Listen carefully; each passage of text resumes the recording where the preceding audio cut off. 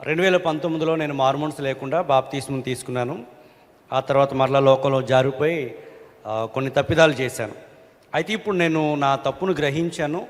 నేను పాపంలో ఉన్నానని మారుమనసు పొందాను. మళ్ళీ నేను బాప్తిస్మం తీసుకోవాలా, తీసుకోవచ్చా? దాని గురించి వివరణ. 2019లో బాప్తిజం తీసుకున్న తర్వాత మరలా లోకంలో జారిపోయాను, మరలా తీసుకోవచ్చా? ఎఫెసియన్ చాప్టర్ 4:5 బాప్తిస్మము ఒక్కటే అనే మాట చాలా క్లియర్గా అక్కడ రాస్తుంది. పౌలు మహాశయ రాస్తాడు ఎఫెసీ సంఘానికి 4:5లో ప్రభు ఒక్కటే, బాప్తిజం ఒక్కటే, విశ్వాసము కూడా ఒక్కటే అని. బాప్తిజం అనేది కొంతమంది సంఘానికి మారుస్తూ ఉంటారు. ఆ సంఘంలో తీసుకున్నానండి, మళ్ళీ ఇప్పుడు ఈ సంఘంలో ఇవ్వండి, మళ్ళీ రేపొద్దున ఇంకో సంఘంలో ఇవ్వండి. అన్ని బాప్తిజాలు తీసుకోవాల్సిన అవసరం లేదు. మారు మనసు పొందిన తర్వాత, అంటే మైండ్ మెచ్యూరిటీ వచ్చిన తర్వాత, పర్హాప్స్ 13-14 ఇయర్స్ తర్వాత మైండ్ మెచ్యూరిటీ అనేది వస్తుంది కాబట్టి, పర్సనల్ కన్విక్షన్లోకి వస్తారు కాబట్టి, ఆ తర్వాత మారు మనస్సును గురించిన బాప్తిజం ఒకసారి పొందితే ఇక మరలా బాప్తిజం తీసుకోవాల్సిన అవసరం లేదు. జాగ్రత్త గమనించండి. అయితే బాప్తిజం పొందిన తర్వాత నేను కొంచెం లోకంలో జారిపోయానండి, పడిపోయానండి అంటే, నువ్వు మరలా తిరిగి వచ్చే ప్రభు దగ్గరికి, నువ్వు పునర్సమర్పించుకుని ప్రభు దగ్గరికి వచ్చేసేయాలి. కానీ వచ్చినప్పుడల్లా మరలా బాప్తిజం తీసుకోవాల్సిన అవసరం లేదు.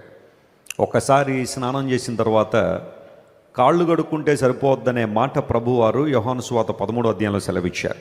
పశ్చాత్తాపంతో ప్రభు దగ్గర తిరిగి వచ్చి, ప్రభువా నేను జారిపోయాను, లోకంలో పడిపోయాను, నన్ను క్షమించు ప్రభు అని దేవుని దగ్గర తిరిగి రావడం ద్వారా దేవుడు మరలా తన కృపను కుమ్మరించి తన మహిమ కొరకు వాడుకుంటారు. అందును బట్టి ప్రతిసారి బాప్తిజం తీసుకోవాల్సిన అవసరం లేదు.